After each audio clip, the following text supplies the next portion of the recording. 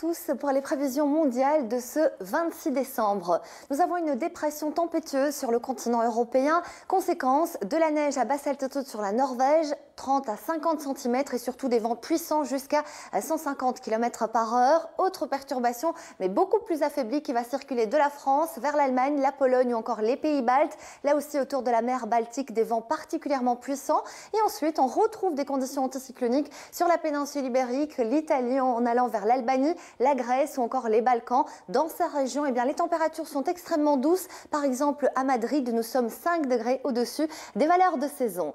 Nous allons à présent prendre la direction du continent américain avec une dépression intense qui circule du Texas vers l'est de la région des Grands Lacs, avec là des averses localement orageuses, un redout également possible sur Montréal, Québec. Et puis à l'avant de cette zone, sur la côte est, les températures sont douces, mais le ciel restera assez nuageux. On retrouve de fortes chaleurs sur Miami, la Floride, les Grandes Antilles ou encore le golfe du Mexique. Mais attention, les alizés souffleront fort jusqu'à 70 km par heure.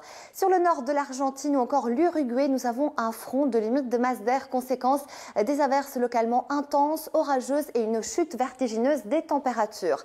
Même scénario pour Johannesburg du côté de l'Afrique du Sud, avec toujours un temps très instable et à peine 20 degrés au mercure. Ce n'est pas le cas sur le Cap où le soleil est au rendez-vous avec jusqu'à 28 degrés. Et puis les précipitations de la mousson resteront toujours actives sur le Gabon, l'Angola ou encore la République démocratique du Congo. Un temps qui est calme et anticyclonique sur le Maghreb. On retrouve en revanche un temps très instable sur le Proche-Orient avec une dégradation pluvieuse orageuse, donc des précipitations et aussi une baisse des températures. L'Asie centrale profite toujours du soleil et de températures qui sont largement au-dessus des valeurs de saison. Même topo sur la péninsule indo-chinoise.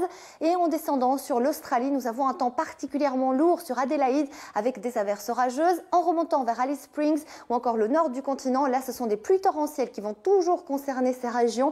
Et on parle à présent des Philippines qui a été touchée par le typhon Nocten, et ce typhon donnera encore de très fortes pluies sur le sud de Manille avec encore des vents violents jusqu'à 180 km par heure.